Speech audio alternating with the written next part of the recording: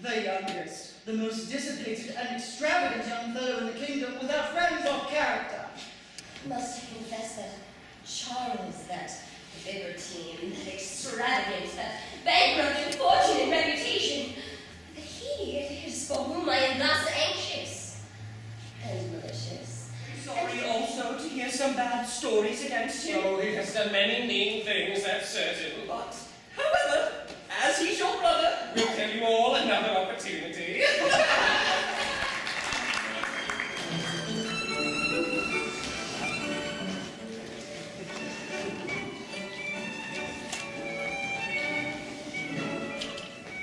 Though my life may be made unhappy by your temper, I'll not be ruined by your extravagance. My extravagance? Why, I'm sure I'm not more extravagant than a woman of fashion ought to be. No, ma'am, you shall spend no more sums on such unmeaning luxury. Tonight, to spend as much to furnish your dressing room with flowers in winter is what suffice to turn the pavilion into a greenhouse and give a fat to Champetre at Christmas. And am I to blame, Sir Peter, because flowers are during cold weather? For my part, I should think you would like to have your wife thought a woman of taste. Zoons, madam, you had no taste when you married me. That's very true indeed, Sir Peter. And after having married you, I should never pretend to taste again. One evening at Mrs. Ponto's assembly, the conversation happened to turn on the breeding of Nova Scotia sheep in this country. Says one young lady in company, I have known instances of it, for Miss Letitia Piper, a first cousin of mine, had a Nova Scotia sheep that produced her twins. What? Cries Lady Dowager Dundizzy, who you know is as deaf as a post. Has Miss Piper had twins? This mistake, as you may imagine, threw the whole company into a fit of laughter. However, 'twas the next morning, everywhere reported, and in a few days believed by the whole town, that Miss Piper had actually been brought to bed with a fine boy and a girl, and in less than a week there were those who could name the father and the farmhouse for the names of what to nurse.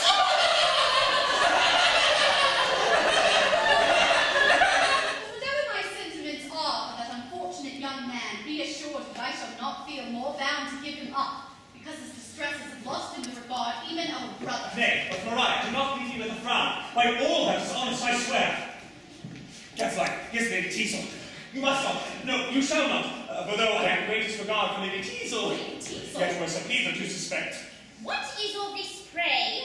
Does he take her for me? If Charles has done nothing false or mean, I shall compound for his extravagance. And my life on, you will reclaim him. Oh, sir, it gives me new life to find that your heart is not turned against him. Joseph is indeed what a youth should be. Everybody in the world speaks well of him. I'm sorry to hear it. And he is too good a character to be an honest fellow. A heart to pity and a hand open as day for meeting shouting. That's good. Pshaw! What signifies his having an open hand or purse either when he has nothing left to give? Well, make the trial if you please. But where is the fellow whom you brought for Sir Oliver to examine relative to Charles's affairs? Awaiting his commands.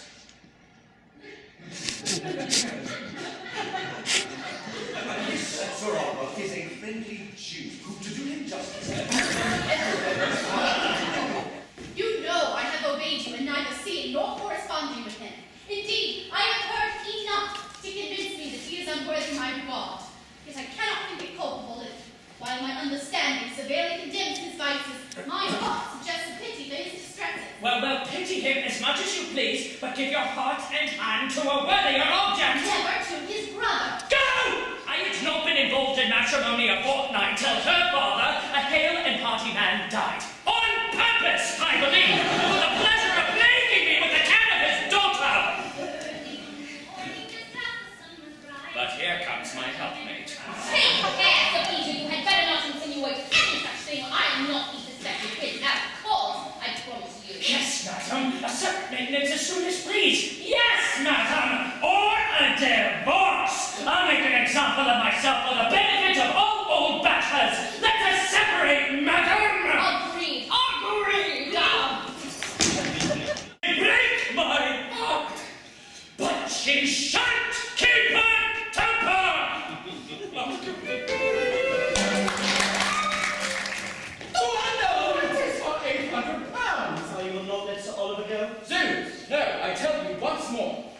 Never mind the difference. We'll balance another time. But give me your hand on the bottle. You are an honest fellow, Charles. Okay. We shall have someone called here who has a better right to the money. Ah, there's the point. I never will cease dunning you with the old proverb. Be just before you're generous. Why, so I would if I could. But justice is an old, hobbling beldame, and I can't get it to keep pace with generosity for the soul of me. Yes, Charles, believe me, 1 hour's reflection. Aye, that is very true, but hark ye, Rowley, what I have, by heaven, I'll give. So damn your economy. And now, for hazard. I mean, though, in your necessitous character of old Stanley. There's the pity of it all. He's so damn charitable. Oh, and they left the holes and the good tables in the hall who I'm sure won't be paid. So. Then I perceive your prescription is that I must sin in my own defense and part with my virtue to preserve my reputation. Exactly so. Upon my adventure. Well, certainly this is the oddest doctrine and newest receipt for avoiding calumny. An infallible one, believe me. Prudence like experience must be paid for. Sir Peter? Oh God, I'm ruined. Wasn't I lending?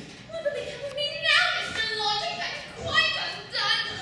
Mercy, sir, he's on the stairs. I'll get the hound here.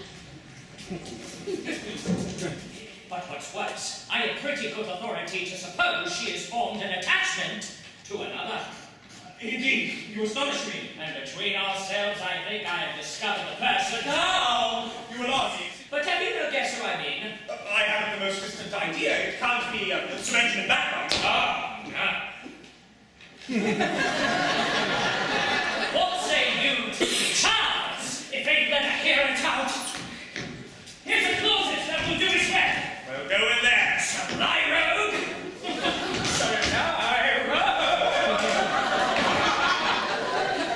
Narrow state indeed. And a curious situation I'm in. To part man and wife in this manner. Charles will never put me just Lady Teazle, by all that's wonderful. Lady Teazle? By all that's damnable. Lady Teazle, seeing Sir Peter in such danger, ran after him in strong hysterics, and Charles after her, going out for hartshorn and water. Then they began to fight with swords. With pistols, nephew! Pistols! Mr. Crabtree, so true. Too true indeed, madam, and Sir Peter is dangerously wounded. By a throat. Another French milliner. Here's one in every room of the house. All the better. May your love for each other never know abatement. And may you live as happy as Lady Teazle and I intend to do.